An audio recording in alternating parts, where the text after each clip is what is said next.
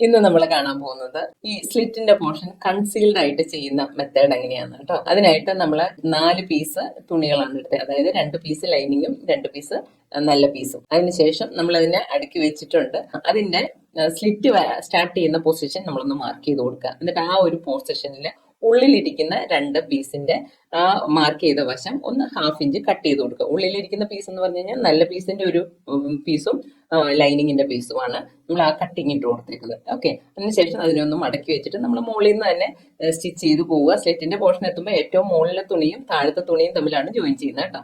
എന്നിട്ട് അതിനെ വിടർത്തി കഴിയുമ്പോൾ ആ ഒരു സൈഡ് കൺസീൽഡ് ആയി. ഇപ്പുറത്തെ സൈഡിൽ നമ്മൾ മടക്കി നീക്കി വെച്ചിരുന്ന ആ കട്ട് ചെയ്ത പോർഷൻ ഉണ്ടല്ലോ, അതിനെ നമ്മളൊന്ന് റിവേഴ്സ് എടുത്ത് വെച്ചിട്ട് ആ ഒരു പോർഷനും സ്റ്റിച്ച് ചെയ്ത് കൊടുക്കുക. എന്നിട്ട് അതിനെ വിടർത്തി ഇടുമ്പോഴത്തേക്കും നല്ല നീറ്റായിട്ടും പെർഫെക്റ്റ് ആയിട്ടും സ്ലിറ്റ് കിട്ടിയിട്ടുണ്ടാകും കേട്ടോ.